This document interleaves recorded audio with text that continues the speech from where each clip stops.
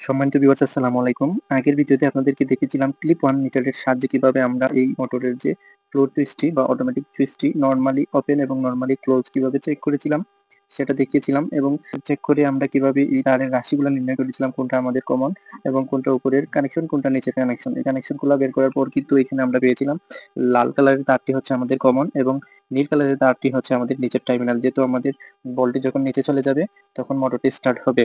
আহ, তার মানে 3টি তারের মধ্যে হলুদ তারটিকে আমরা এখানে টেপ মেরে মাইনাস করে রেখেছিলাম এবং 2টি তারের সাহায্যে কিন্তু আমরা এই অটোমেটিক সুইচটিকে কানেকশন করে নিচ্ছি। অটোমেটিক সুইচটি কানেকশনের জন্য আমাদের যে মোটর রয়েছে মোটর থেকে কিন্তু 2373 একটি তার টেনে নিয়ে এসেছে আমাদের টাঙ্কি পর্যন্ত। দেখতেই পাচ্ছেন 2373 তারের মাথায় কিন্তু আমাদের যে ফ্লোর সুইচ রয়েছে ফ্লোর সুইচের কেবল কানেকশন করে নিচ্ছি এবং হলুদ তারটিকে আমরা টেপ মেরে এখানে রেখে দিচ্ছি। প্র্যাকটিক্যালি আপনাদের সরাসরি দেখাবো কিভাবে আমাদের আজকে এই সুইচটি কিভাবে কাজ করে, একুরেট প্রপার ওয়েতে কিভাবে কাজ করে আমরা ভালোভাবে টেফলন দিয়ে দিচ্ছি। দেখতে পাচ্ছেন আপনারাও কিন্তু ভালোভাবে এখানে যদি লাগান তাহলে ভালোভাবে টেফলন লাগিয়ে নেবেন। টেফলন দিতে কোনো খামখেয়ালি করবেন না, একেবারে ভালোভাবে এবং পাকাপোক্ত করে টেফলন গুলো লাগিয়ে নেবেন, যেহেতু বাইরের কাজ। দেখতেই পাচ্ছেন আমাদের সুইচটি অলরেডি কানেকশন কমপ্লিট। আমরা এখন আপনাদেরকে দেখাবো কিভাবে আমাদের এই অটোমেটিক সুইচটি কিভাবে প্রপার ওয়েতে কাজ করে। দেখতেই পাচ্ছেন আমার হাতে সুইচটি বর্তমানে ক্লোজ অবস্থায় রয়েছে, অর্থাৎ বন্ধ অবস্থায় রয়েছে। যখন এটা উপরের দিকে থাকবে তখন মোটরটি অফ থাকবে।